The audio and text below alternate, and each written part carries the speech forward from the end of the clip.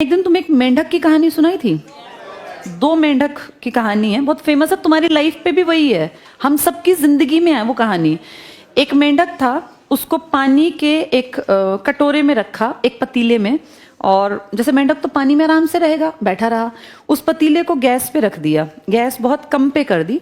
धीरे धीरे पानी का टेम्परेचर बढ़ने लगा। मेंढक की एक खास बात क्या है कि बॉडी के टेम्परेचर को वो चेंज कर सकता है। उसने अपनी बॉडी का टेम्परेचर, जैसे पानी का टेम्परेचर बढ़ा, वो चेंज करता गया बैठा रहा उसी में। जब पानी 100 डिग्री सेल्सियस पे आया, पानी उबलने लगा, तो मेंढक ने सोचा अब तो भैया मरना है, तो इससे बढ़िया मैं कूद के बाहर निकलूं। वो कूदने की कोशिश करे, उससे कूदा ना जाए। एक छोटा सा पतीला, कारण उसने अपनी सारी एनर्जी लगा दी बॉडी के टेम्परेचर को उस एनवायरनमेंट में एडजस्ट करने में। उसकी एनर्जी का लेवल इतना कम हो गया कि उससे एक जंप ही नहीं लगी। फिर एक एक्सपेरिमेंट किया, उसमें एक पानी खौलता हुआ पतीला एक मेंढक को लाके, मतलब वो पानी काफी गर्म था, तो उस मेंढक को लाके उसमें गर्म पानी में छोड़ा। मेंढक पहली जंप में बाहर कूद गया, सेम पतीले की हाइट, सेम मेंढक, बिल्कुल बराबर। वो मेंढक क्यों कूद पाया? क्योंकि उसके ऊपर जब अत्याचार हुआ ना, तो उसके लिए ये बात नई थी। उसने पुरजोर एकदम से कोशिश की उससे बाहर निकलने की। पहले वाले को क्या कर दिया? धीरे धीरे धीरे आदी कर दिया कि एडजस्ट करता जा। आज के इंसान पे भी ये नियम है बेटा, जब सरकारें काम करती हैं ना, तो हम विरोध क्यों नहीं करते, जबकि हम सबको दिख रहा होता है कुछ चीजें गलत हैं। कारण हम धीरे धीरे धीरे एडजस्ट करते करते इतने एडजस्टिंग नेचर के बन गए कि अब हमें लगता है कि कोई बात नहीं, हर चीज पे कोई बात नहीं। तुम्हारे सामने बोर्ड के एग्जाम्स खत्म किए, ये गलत है या सही है? गलत है ना। बोर्ड क्या जरूरी है 10th क्लास में या नहीं है?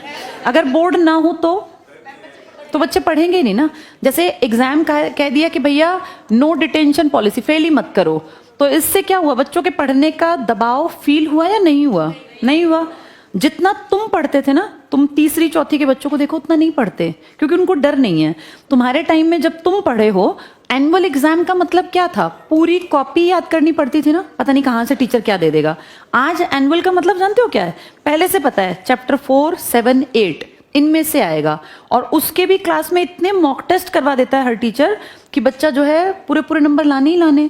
तुम देखो आज बच्चे के 100 में से किसी के भी 30, 33, 37 आते ही नहीं है। सबके 100 में से 95, 98। क्या हम क्या बेवकूफ थे क्या? हम लोगों के तो इतने नंबर नहीं आते थे। वो बच्चे तो इतने समझदार भी नहीं है, कारण वो लिमिटेड सा सिलेबस है, उसमें से पढ़ाते पढ़ाते। अच्छा, अब आदत क्या पड़ गई? 95%, 98%, 97%, 92%। एक्चुअल में क्या है? ये काबिलियत नहीं है बेटा, ये रटने का एक बढ़िया तरीका है। लिमिटेड सिलेबस है। जब मुझे ध्यान है हम 6, 7, 8 में थे, ये नहीं पता था हिस्ट्री की पूरी किताब पढ़नी पड़ती थी एनुअल में, पूरी कॉपी। ऐसे ही साइंस की पूरे सब कुछ, क्योंकि टीचर क्या पता कहाँ से क्या क्वेश्चन देगा। अब ये कह के कि बर्डन ज्यादा है, सिलेबस को इतना हल्का कर दिया कि बच्चे दबाव लेने के काबिल ही नहीं है। इसीलिए तुम देखो कितने बच्चे सुसाइड कर लेते हैं। ये हाल तब है जब उन पे प्रेशर नहीं है। लेकिन क्या जिंदगी आगे ऐसे परीक्षाएं आसान करती है? लाइफ की परीक्षा तो बेटा टफेस्ट होती है। लाइफ जब घेरती है तो वो चारों तरफ से घेरती है।